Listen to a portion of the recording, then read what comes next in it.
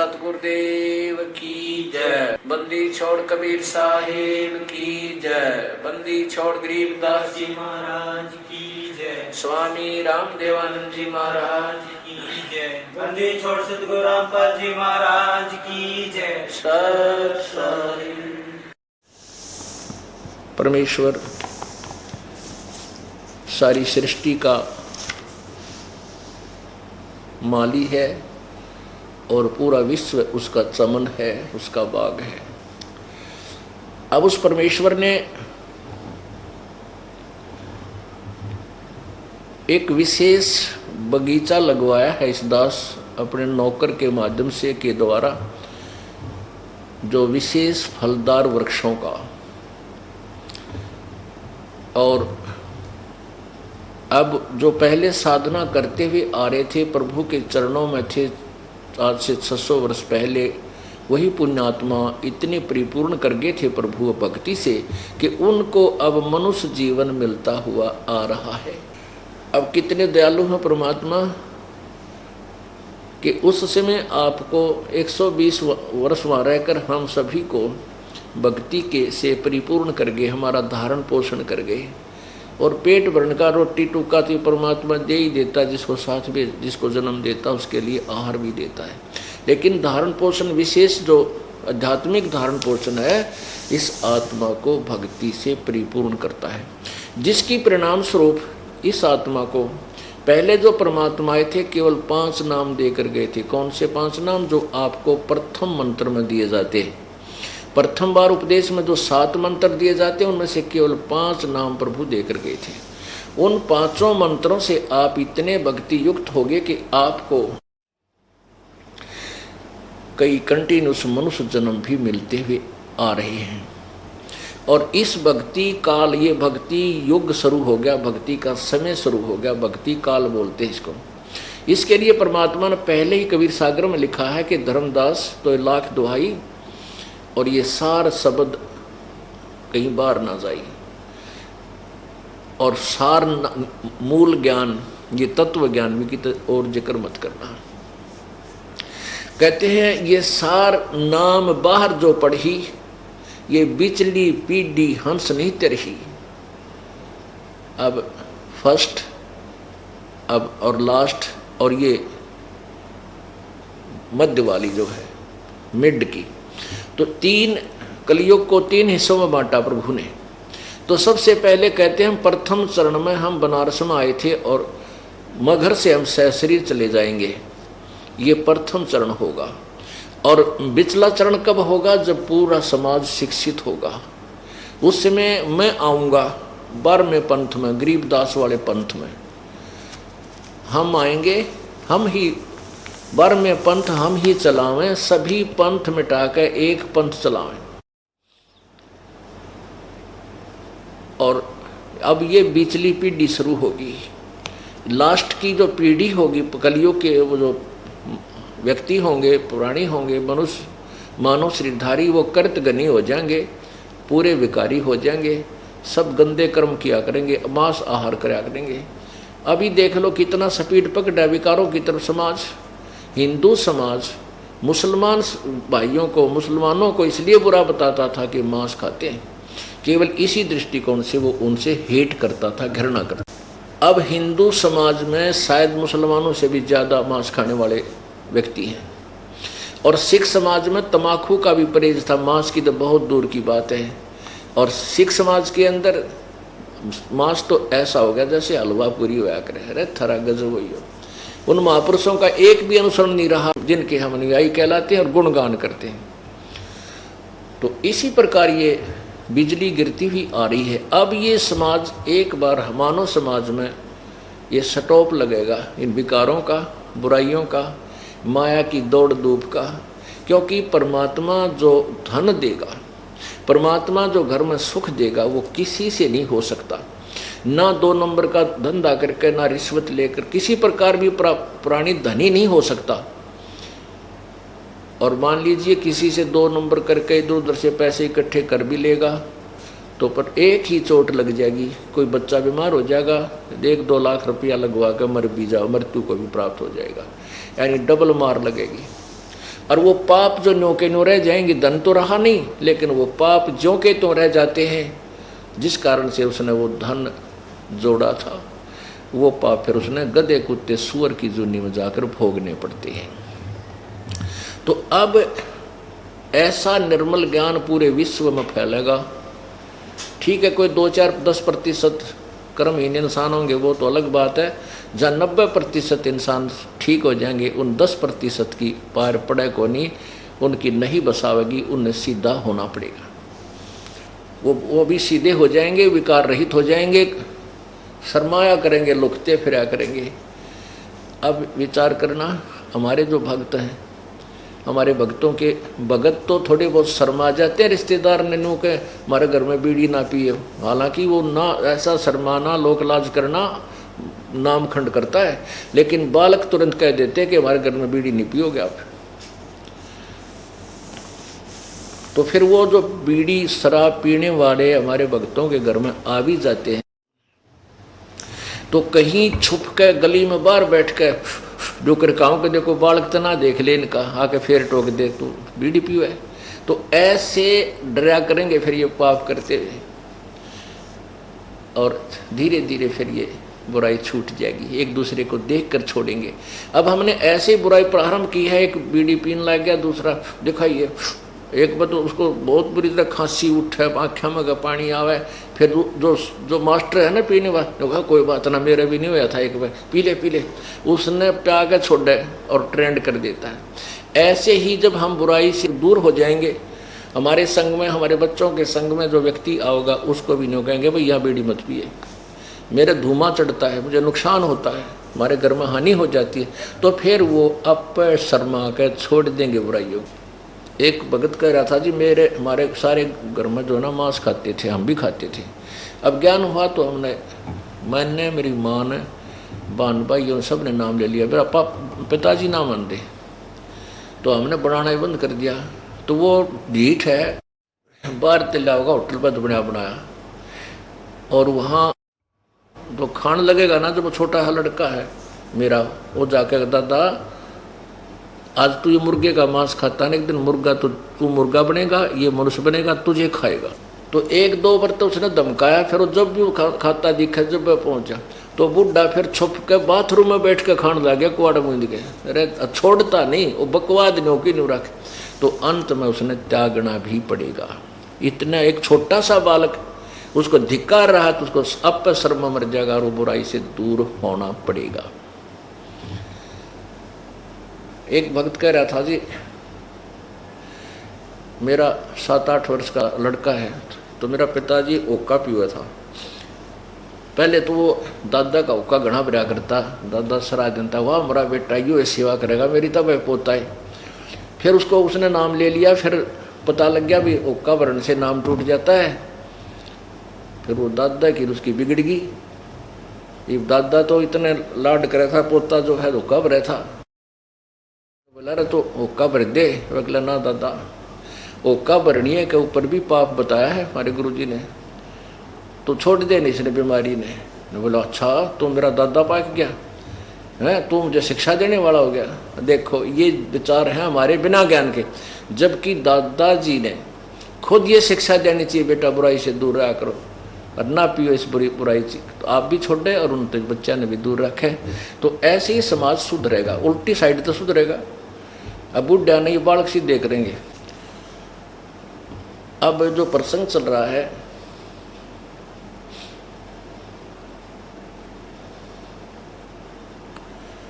कि सत्संग में आपको इसलिए बुलाया जाता है, यहाँ पर पुराने भक्त भी होते हैं और बिल्कुल नए भक्त भी आते हैं।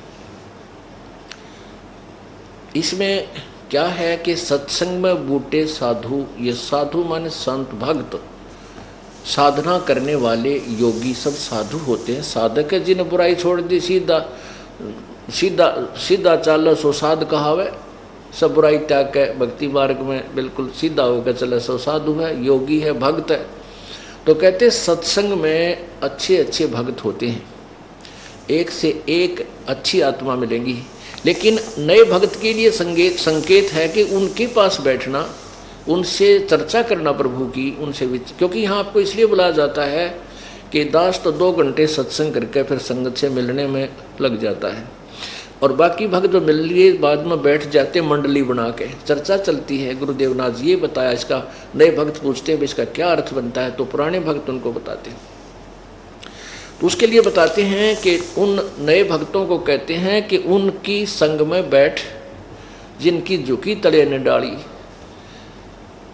यानी जैसे पौधे पेड़ होते हैं और जिनके फल लदपद लगे हों, आम के या अंगूर के गुच्छे लगे हों, तो वो नीचे को झुक जाती हैं टहनियाँ, तो वो फलदार वृक्ष होते हैं। अर्थात जो विनम्र आत्माएं हो चुकी हैं, जो कितनी बार आप प्रसन्न करते हो और प्यार से उत्तर दे रहे हैं, समझो वो भक्ति से परिपूर्ण है, तो उनसे ही ज्ञान समझे, इसका ये तात्पर्य है। अब जो दास सत्य कह रहा है, इसके लिए संघर्ष चल रहा है और चलेगा, और सब फिटे मुंह होंगे, क्योंकि ये परमेश्वर का चलाया हुआ मार्ग है, ये हमारा चलाया हुआ नहीं है। परमेश्वर ने पहले से ही ये निर्धारित समय किया हुआ था।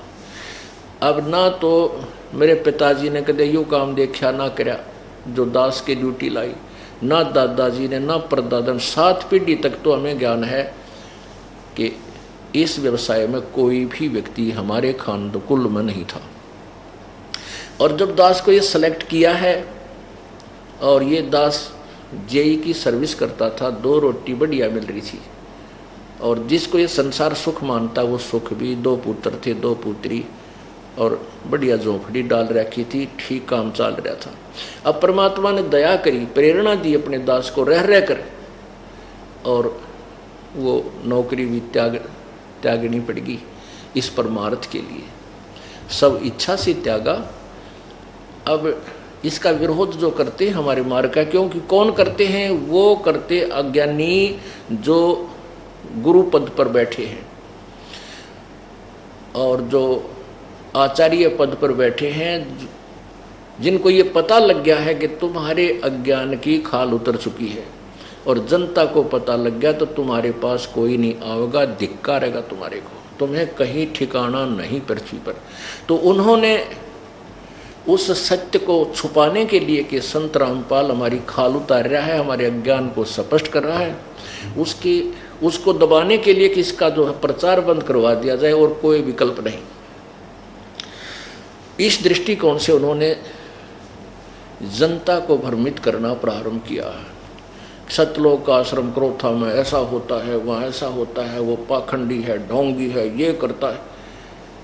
वो ये चाहते थे कि उसको इतना बदनाम कर दे रामपाल को कि वहाँ कोई व्यक्ति जावे कोई ना अपनी बहन बेटियां न जान दे। जनता को भ्रमित किया, फिर राजा को भ्रमित किया, और दोनों जनता और राजा ने मिलकर वो अत्याचार किया। शायद हमने कभी सुना भी नहीं होगा जो हमारे साथ किया, लेकिन कोई बात नहीं, जिसके साथ परमात्मा है उसका कोई कुछ नहीं बिगाड़ सके और ना बिगाड़ सकेगा, नहीं तो फिर भगवान है ही नहीं पृथ्वी पर। उसका परिणाम ये हुआ कि उससे अधिक उमंग के साथ भक्तात्मा जो हमारी सत्य से परिचित थे उमड़ उमड़ कर आ रहे हैं, और ये तत्वज्ञान फुल स्पीड से फैल रहा है, पूरे विश्व में जाएगा, इसको कोई रोक नहीं सकेगा पृथ्वी पर। ये प्रभु का चलाया हुआ, ये दास का या किसी व्यक्ति विशेष का नहीं है। और परमात्मा के मार्ग में जो बाधा करेगा, उसके बीच में खड़ा होगा, आंट लगाने की चेष्टा करेगा, वो तो उस अंधे गधे जैसा होगा। एक अंधा गधा था और वो रेलगाड़ी की पटरी के बीच में खड़ा था। रेलगाड़ी आ रही थी, अब उसने देखा गड़गड़ गड़गड़ करती हुई कोई वस्तु आ रही है।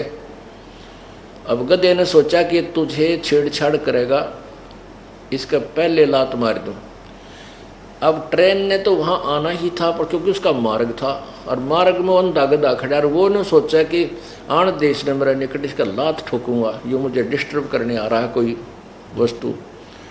अब जो ही ट्रेन बिल्कुल निकट आई, उस अंधे गधे ने दोनों लात मारी, दोनों पछंडे मारे, रेल के इंजन का, वो उठा के पटक दिया, गधा के राखी पड़ा जाकर।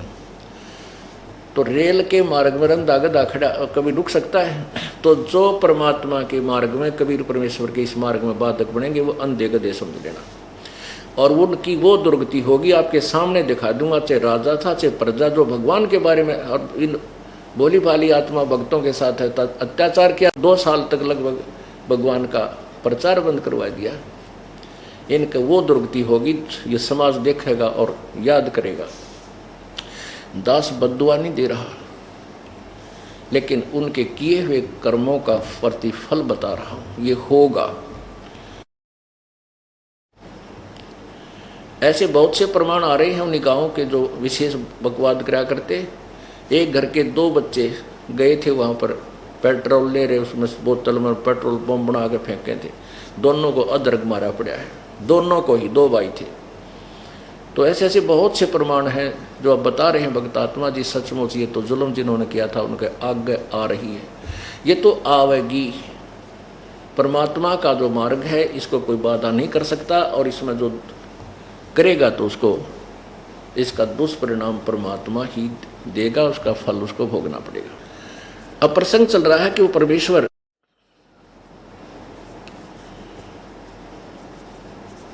जब आते हैं तो अपने तत्व ज्ञान का प्रचार करते हैं,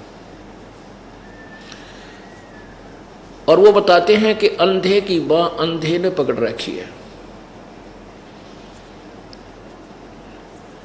अब वो रास्ता कैसे बता सकेंगे? अब परमेश्वर आए,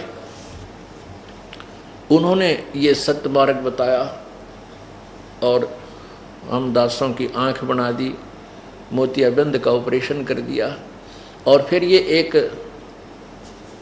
हॉस्पिटल चालू करवा दिया, सत्संग स्थल, जिसमें अज्ञान रूपी, आध्यात्मिक अज्ञान रूपी मोतियाबिंद का यहाँ ऑपरेशन किया जाता है।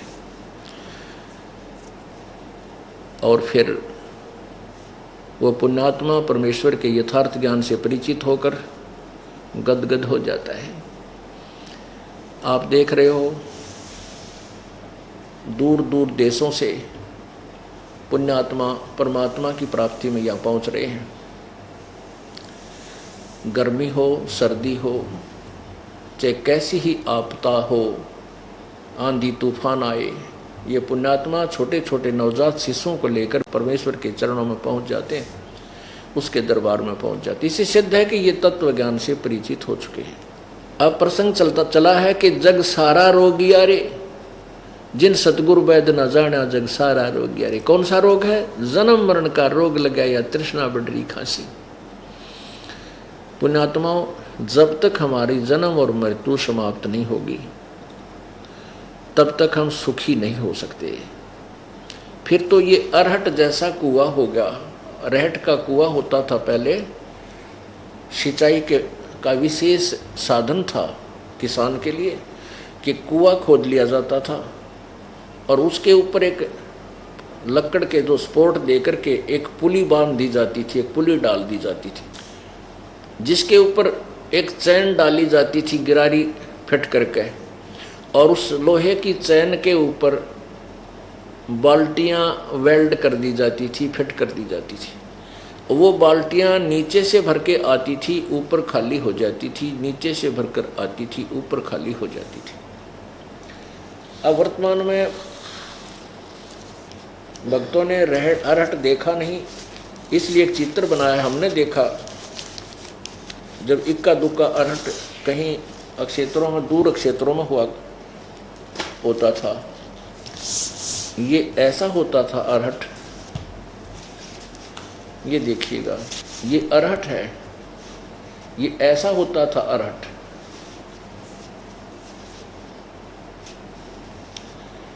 ये कुआं है, ये कुआं है, ये कुआं है ऊपर, ये यहाँ तक ये जल है नीचे, और ये एक पुली बना रखी होती थी लकड़ की, और इसके ऊपर ये चैन लगा करके, इसके चैन के ऊपर ये बाल्टियां फिट कर रखी हैं। ये एक बैल से या ऊंट से चलाया जाता था पहले, ये यंत्र नहीं बने थे, मोटर मशीन नहीं थी। जब ये चलता था तो नीचे से बाल्टी पानी से भरकर आती थी यहाँ, और फिर यहाँ आकर ये खाली हो जाती थी। नीचे इसका एक प्लेटफार्म सा बना करके आगे पानी खेत में जाने के लिए निकाला जाता था। तो नीचे से भरकर आते हैं, ऊपर खाली हो जाते हैं, फिर नीचे से भरकर आते हैं, ऊपर खाली हो जाते हैं। ये चक्कर सुबह से लेकर शाम रात तक चलता ही रहता था। नीचे भरा, ऊपर खाली हुई बाल्टी, फिर पटपट करती आई, फिर भर कर गई, फिर खाली हुई।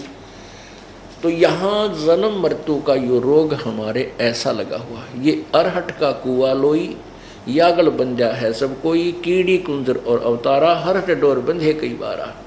ये चतुर्भुजी भगवान कहावे, हर हर डोर बंधे सभी आवे, अरहट डोर। ये चतुर्भुजी भगवान, ये चार भुजा के मालिक ब्रह्मा विष्णु महेश, ये भी जन्म मृत्यु के चक्कर में है। इनका भी अरहट के साथ फेरा है। ये भी ऐसे ही अपना जन्म मृत्यु का जो कष्ट उठाते रहते हैं। ये दीर्घ रोग है।